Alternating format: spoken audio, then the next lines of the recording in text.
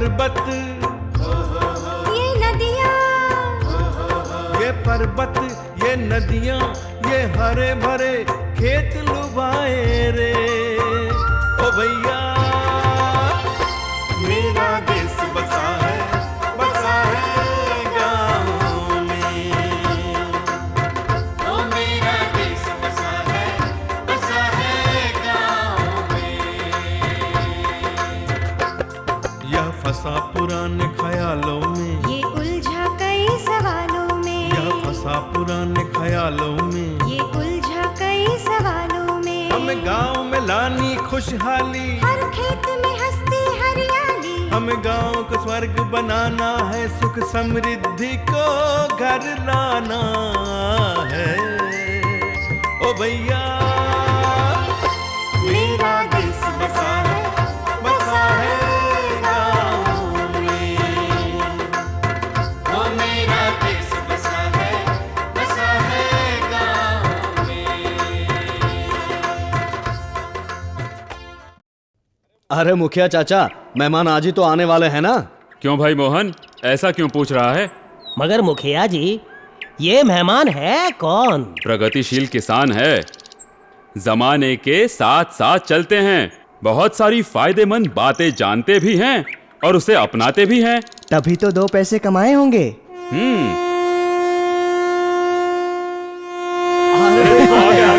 ले लो आगे। चलिए सब, हाँ चलो जल्दी चलो। चलो चलो चलो। बात जो समझाए, समझाए कोई सच्ची बात जो समझाए। भाई साहब, आप इतना कष्ट उठाकर यहाँ पधारे, हमारे लिए सौभाग्य की बात है। नहीं ऐसा क्यों नहीं, वरना आपके पास समय कहाँ। इतनी अच्छी खेती बाड़ी, पशुधन भी अच्छा खासा, इसमें से समय निकालना मुश्किल तो है ही। क्यों? अब हमें ही देखो, कब दिन उगा कब रात ढली कुछ पता ही नहीं चलता, और फिर भी वही हैं जहाँ पे हम थे।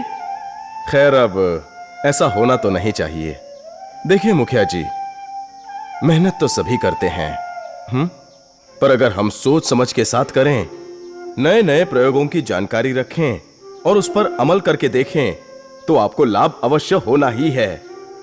पर यदि हम वही पुराने ढंग में फंसे रहेंगे, तो आप जहां हैं वहीं पे रहेंगे। तो राम प्रसाद जी, समय के साथ बदलना होगा। तो अब आप ही हमें कुछ सिखाइए। इस वक्त? अरे मेहमान आज ही तो आए हैं, थके होंगे। हाँ, भाई साहब, आज आप आराम कर लीजिए, कल सुबह उठकर फिर गांव में घूमकर आप खुद ही जायजा ले लीजिए और फिर हमें कुछ सिखाइए। क्यों? ये ठीक रहेगा। ये भी सही है। आप खुद देखेंगे तो ज्यादा अच्छा रहेगा। हाँ। चलो भाई, उठो उठो। मेरा देश बसा है गाँव में। ओ मेरा देश बसा है गाँव में। यह फंसा पुराने ख्यालों में, ये उलझा कई सवालों में, यह फंसा पुराने ख्यालों में, ये उलझा कई सवालों में। हमें गाँव में लानी खुशहाली, हर खेत में हंसती हरियाली, हमें गाँव को स्वर्ग बनाना है, सुख समृद्धि को घर लाना है। ओ भैया मेरा देश बसा है गाँव में। ओ मेरा देश बसा है गाँव में।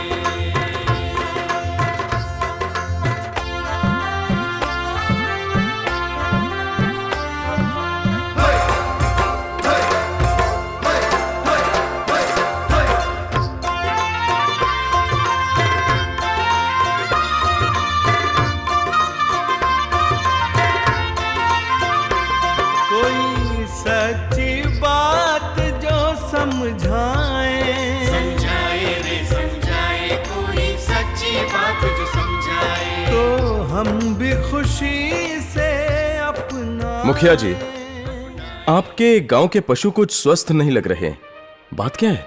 क्या बताएं भाई साहब, हम सब जितना हो सके उतना ध्यान तो रखते ही हैं, फिर भी ये हालत है। और दूध का क्या हाल है? दूध तो ज्यादा नहीं देते, मंडली में जाते हैं तो वहां भी सबकी यही शिकायत है कि हमारे पशु ज्यादा दूध नहीं देते। अच्छा, ये हाल है। तो दो ब्यातों के बीच कितना अंतर रहता है और पहला बछड़ा कब पैदा होता है? उसमें भी अंतर तो रहता ही है, 2-3 साल में एक बच्चा। तो ये समस्या है। एक तो पशु स्वस्थ नहीं लगते, दूसरा बछड़े के जन्म में भी अंतर रहता है, और तीसरा दूध भी कम मिलता है। और सबसे बड़ी समस्या यह है कि पैसा कम मिलता है। पैसे कम मिलने की वजह तो जो मैंने यहां गांव में देखा उसी में है। पशु स्वस्थ तो समृद्धि अवश्य। अगर पशु स्वस्थ हो तो कमाई भी ज्यादा होगी। सीधी सी बात है मुखिया जी। इतना तो हम भी समझते हैं, किंतु करे तो क्या करे भाई साहब, सालों से यही चला आ रहा है। पर अब इसे बदलना होगा। मैं बताऊंगा। कल आप सब गांव वाले, पशुपालक और मंडली के सदस्य सभी मिलकर आना। मैं बताऊंगा। कल आपने गांव में घूमकर जो देखा, उसे देखकर आपको क्या लगता है? क्या हमारे गांव में पशुधन की हालत सुधर सकती है? क्या हमारी हालत सुधर सकती है? आपके तीनों सवालों का प्रत्युत्तर है हां। ये तीनों सवाल आपस में एक दूसरे पर निर्भर हैं। यदि पशुधन सुधरेगा तो आपकी आर्थिक स्थिति भी सुधरेगी और तभी गांव भी सुधरेगा। पर कब? इतने उतावले मत बनो। पशुधन को अगर स्वस्थ बनाना है तो आप सभी को उनके आहार पर ध्यान देना होगा। पशुओं को चारा हम अच्छा ही देते हैं। पशुओं को ऐसा संतुलित आहार देना होगा जिससे वो स्वस्थ रहें। आमतौर पर आप जो 1 या 2 दाने खल्लियां एवं घास और सूखा चारा खिलाते हैं, उनसे प्रायः पशुओं का आहार असंतुलित हो जाता है। इसका मतलब है कि उनके आहार में प्रोटीन, ऊर्जा, खनिज तत्वों तथा विटामिनों की मात्रा कम या ज्यादा हो जाती है। असंतुलित आहार से पशुओं के स्वास्थ्य और उत्पादकता पर बुरा असर पड़ता है तथा दूध उत्पादकों की भी डेयरी उद्योग से होने वाली शुद्ध आय में कमी होती है।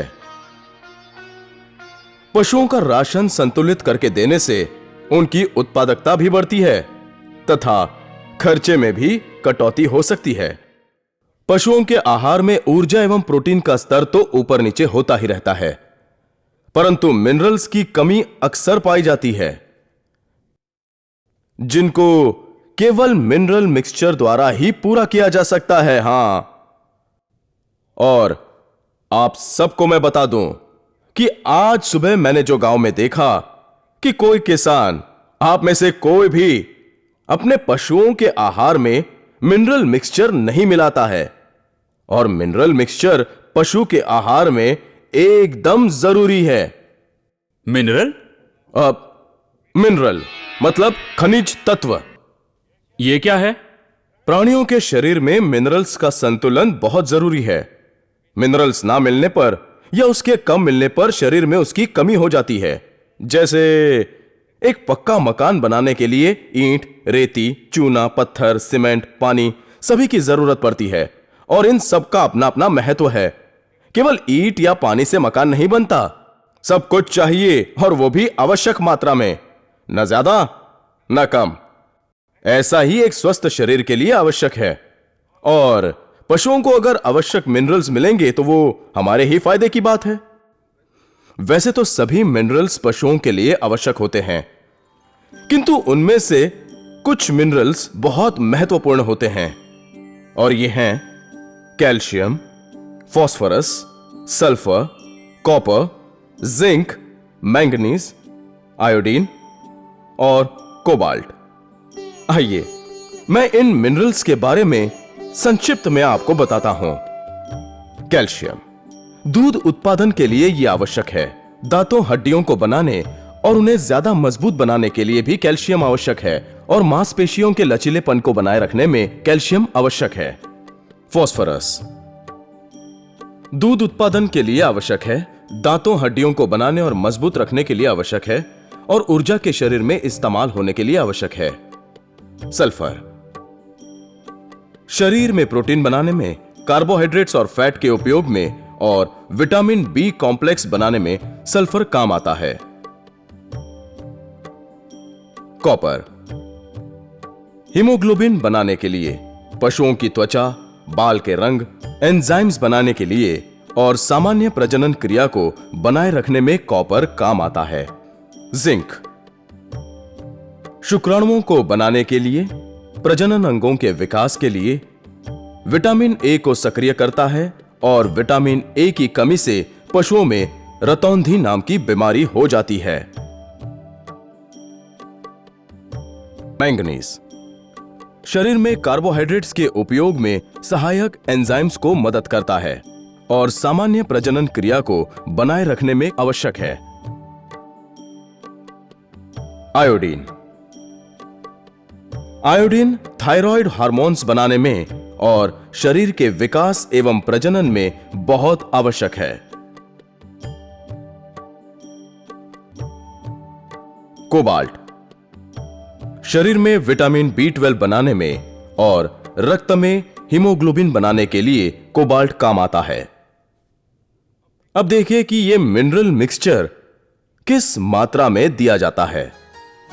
दूध देने वाली गाय और भैंसों को 100 से 200 ग्राम प्रतिदिन दूध उत्पादन के अनुसार देना चाहिए। सूखी गाय भैंसों को 50 ग्राम प्रतिदिन मिनरल मिक्सचर देना चाहिए। बछड़ों एवं बछड़ियों को 20 से 25 ग्राम प्रतिदिन पशु चिकित्सक की सलाह के अनुसार देना चाहिए। मिनरल मिक्सचर को दानों या चौकर के साथ मिलाकर या इसमें 15 से 20 ग्राम नमक मिलाकर दे सकते हैं। तो ये जानकारी थी मिनरल मिक्सचर के मात्रा के बारे में। अच्छा, एक महत्वपूर्ण बात मैं आपको बताता हूं कि चारे एवं दानों में खनिजों का स्तर घटता बढ़ता रहता है और अक्सर पशु के शरीर में मिनरल्स की कमियों के बारे में हमें पता ही नहीं चलता। इसीलिए पशु के आहार में मिनरल मिक्सचर का इस्तेमाल नियमित रूप से हम सबको करना चाहिए। अब संक्षिप्त में देख लें कि मिनरल मिक्सचर खिलाने के क्या-क्या फायदे हैं। दूध उत्पादन में वृद्धि होती है। नर एवं मादा पशुओं की प्रजनन शक्ति में वृद्धि करता है। दो ब्यातों के बीच अंतर कम होता है। बछड़ों की वृद्धि दर को बढ़ाता है। पशुओं की रोग प्रतिरोधक क्षमता बढ़ती है। चारे दानों का शरीर में बेहतर उपयोग होता है। स्वस्थ बछड़ों का जन्म होता है। पशुओं के स्वास्थ्य में सुधार होता है और अगर क्षेत्र विशेष है तो अधिक किफायती एवं प्रभावी होता है। तो यह जानकारी थी मिनरल मिक्सचर के फायदे की।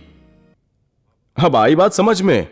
एनडीडीबी ने मिनरल मिक्सचर बनाने के कई प्लांट देश के कई राज्यों में डेयरी कोऑपरेटिव मिल्क यूनियन में लगाए हैं।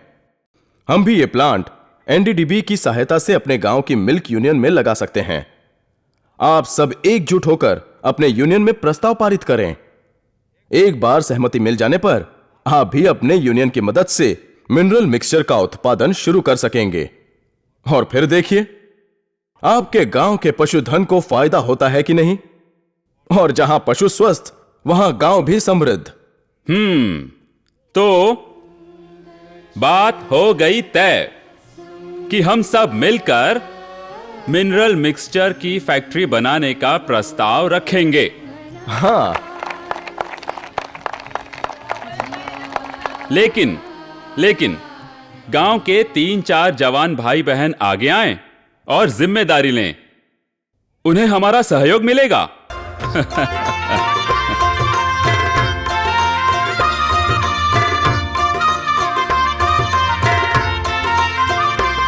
कोई सच्ची बात जो समझाए रे समझाए, कोई सच्ची बात जो समझाए, तो हम भी खुशी से अपनाए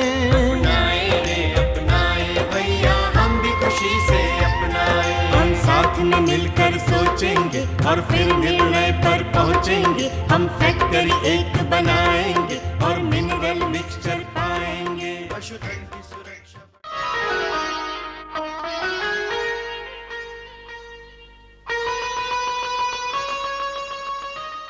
मिनरल मिक्सचर का महत्व तो हमारी समझ में आ गया भैया, पर एक सवाल है। यार तुम सवाल बहुत पूछते हो। पूछने दो ना, पूछने से ही जानकारी बढ़ती है। अगर आपके गांव में आए हुए मेहमान से आपने सवाल नहीं किए होते तो ये मिनरल मिक्सचर का प्लांट शुरू हो पाता नहीं ना? हाँ पूछो भैया। हमारे देश में बहुत जिले हैं और सभी जिलों की जलवायु, खेतीबाड़ी, जमीन अलग अलग प्रकार की है, तो क्या सभी जिलों में एक ही प्रकार का मिनरल मिक्सचर देना उचित होगा? बात बहुत ही महत्वपूर्ण है। हमारे पूरे देश में कहीं रेगिस्तान है, कहीं पे पहाड़ है, कहीं पे सागर तट है, तो कहीं पर जंगल भी है। यह सब भौगोलिक विशेषता के कारण है। एनडीडीबी रिसर्च डिपार्टमेंट ने इन भौगोलिक विशेषताओं को ध्यान में रखते हुए आवश्यक फेरबदल के साथ मिनरल मिक्सचर तैयार किए हैं। जिस प्रदेश के पशुओं की जैसी आवश्यकता वैसा ही उनके लिए मिनरल मिक्सचर। वैसे तो विभिन्न राज्यों में पाए जाने वाले चारे एवं दानों में अलग अलग प्रकार के मिनरल्स की कमी पाई गई है, परंतु जिन मिनरल्स की कमी सभी जगह पाई गई है वो है कैल्शियम, फास्फोरस, सल्फर, कॉपर और जिंक। अरे भाई ये तो कमाल की बात है। जहां जो कम पड़ रहा है वही उसको देना है, और जहां जिसकी ज्यादा जरूरत है वहीं पर मिनरल दिया जाए तो पशुओं को फायदा ही होगा, और पशुओं का फायदा मतलब हमारा फायदा। हम फैक्ट्री एक बनाएंगे और मिनरल मिक्सचर पाएंगे। पशुधन की सुरक्षा बढ़ाएंगे और खुशहाली घर लाएंगे। पशुधन की सुरक्षा बढ़ाएंगे और खुशहाली घर लाएंगे। मेरा देश बसा है गांव में, मेरे वंदन गाँव के गाँव में। नहीं फंसा पुराने ख्यालों में, नहीं उलझा रहा सवालों में। ओ भैया मेरा देश बसा है